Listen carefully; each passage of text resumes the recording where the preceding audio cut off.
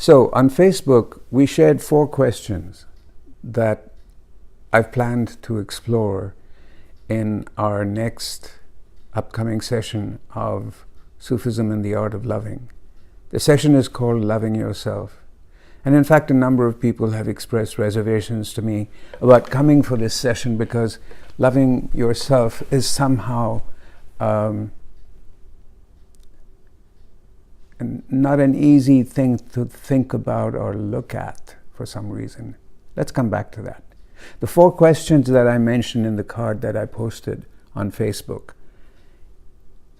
Number 1, it all starts with love, right? Number 2, or number 2A and 2B, do you feel you are lovable? Are you loved? Number 3, do you think you can accept yourself just as you are? Number 4, how do you know and describe yourself?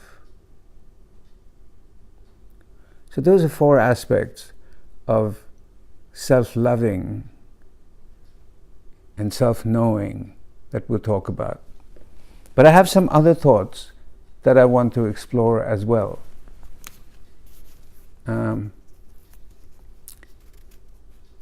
So one of the most important ones, really to me a critical view, a critical insight, is that knowing yourself is not analyzing and criticizing, critiquing yourself and trying to fix yourself. Knowing yourself with love is more objective than that. It's more deep than that. It's more powerful than that. It takes courageous self-acceptance to look at yourself. But here's the payoff. You see things about how competent you are, how creative you are, how spontaneous, original, open, broad you are in those things that you normally don't look at or consider about yourself. You know, that formula, that prescription, know thyself, has come to us from, at least the times of Socrates and way before that also. Understand that knowing thyself is not criticize thyself, blame thyself, dislike parts of thyself, fix thyself. It's none of those. It's much greater than that. So we have this strange problem, we have this strange relationship with the idea of self-love. On one hand, I think we don't need it, or that it interferes with a practical or a reasonable or an objective outlook on life, or that self-love is equal to ego and will get in the way of loving others. I'd love to talk about this because I think that quite quickly we could come to the understanding that we can't love others until we understand the nature of love. And one of the surest paths to understanding the nature of love is to open oneself to oneself, to accept and love oneself. So we're afraid of it. And why is that? Is it because then we will reach a depth of familiarity with ourselves that we're afraid of? Or we'll reach a depth of commitment to ourselves? Or we'll reach a depth of affection, of liking ourselves that might, what? What are we afraid of? I think eventually loving yourself will gradually reach us to seeing that the self is a mirage. It's a project, a construct. And at a certain time, and maybe that's only after a certain age, maybe it's a life process, a life change, transition, development. But maybe we see that the self is a mirage and it's a project that we don't need to sustain. We look around and we begin to see so much of what we think I am, we are, is taken from and reflected in and transacted with the world around us and beings around us and people around us and creatures and the earth, nature, the planet, organizations, our preferences, our choices. So much of this is fed into us almost as though we are automatons. And we are.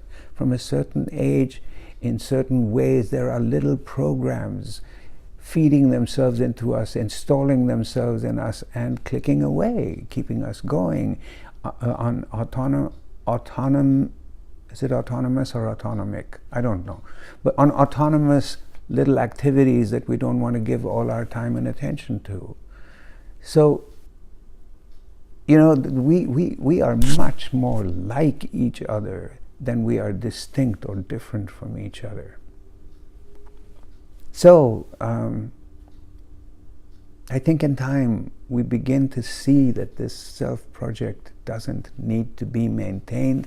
It maintains itself through mechanisms and actions in the world around us and in society, and we can give a lot of that up.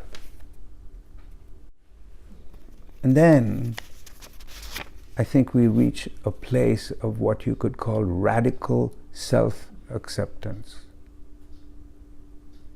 This radical self-acceptance is in fact the constant discovery of an originality. And it is an artistic discovery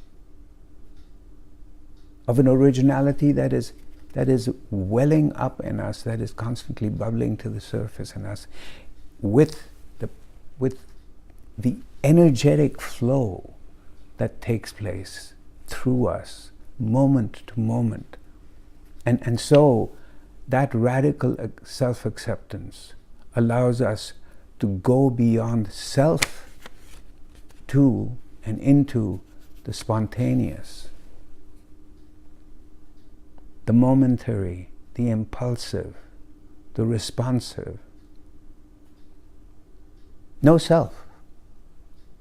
The energy comes and transmutes itself through you into an action, a response, a reaction, a creation, an artistic act. And this spontaneous, I consider to be a trans self. Not trance, though spontaneity is also a beautiful trance, but a trans, T-R-A-N-S, self, and a non-self, self. And it is a joy to be with. It is the place of play, happiness, fulfillment. Yes, of course, there's pain and sorrow and suffering. There will be even in that moment. We will be doing things we'll be insecure about, unsure about, or really question ourselves, or they'll be painful. But in the flow of it, we will recognize life and the momentum of life, spirit running through us. And I believe that is what gives us the most joy. So I look forward to seeing you at Sufism and the Art of Loving, Session 2, Loving Yourself, on Saturday, this coming Saturday. I think it's the 27th, 6:30 p.m. at Rudra Mandir in Berkeley. See you there.